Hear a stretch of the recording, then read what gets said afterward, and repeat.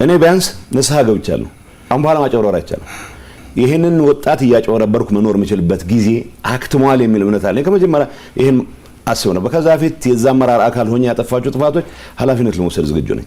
ይህ አመራር ግን ጦርነት ውስጥ ገብተን የሁሉ ጣጣ ከተፈጠረ በኋላ በመቶ ሺዎች የሚቆጠር ሰው ካለቀ በኋላ የሰላም አጋጣሚ ተጠቅሞ ሰላሙ መስዋዕትነታችን የመጣ ነው።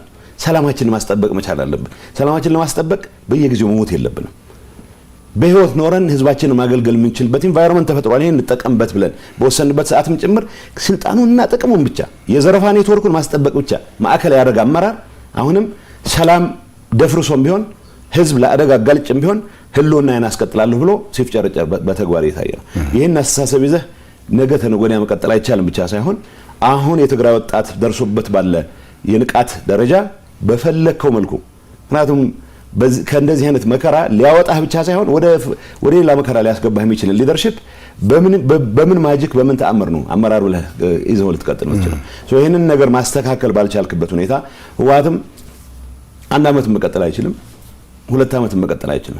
የህወሓት ቀጣይነት ህወሓት ብቻውን አይመራም ብቻ ሳይሆን የፖለቲካ ባህል በመህዳራችን መስፋት አለበት ብቻ ሳይሆን ሁሉም አስተሳሰቦች መስተናገድ አለባቸው ብቻ ሳይሆን ህወሓት ይቀጥልም እንኳን ከተባለ ህወሓት ራሱን ባልቀየረበት ኢንቫይሮንመንት ይህ አመራር ከራሱ ጥቅም ከዘረፋ ኔትወርኩ በላይ የህዝብን አጀንዳ አድርጎ መቀጠል ዝግጁ ባልሆነበት ኢንቫይሮንመንት አንድ አዳር መቆየት የሚችል አይመስለኝም። ስለዚህ የተቀየረ ኢንቫይሮንመንት ነው ያለው።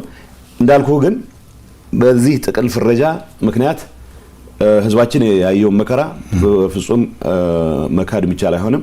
ለገሌ በሚባል የሚተው ጥፋት አይደለም። አሁን እኔ ቅድም ያነሳው ለኦርዌል ፕሮቴክቲቭ ስቱፒዲቲ አዎ የራስ ሰው ያጠፋው ጥፋትና ሌላ ሰው ያጠፋው ጥፋት በሚል ልትፈርጁ አትችልም። ህዝብ ላይ የሚደርስ ማንኛውም ጥፋት ፈጻሚው ማንም ይሁን ማን ጥፋት ነው።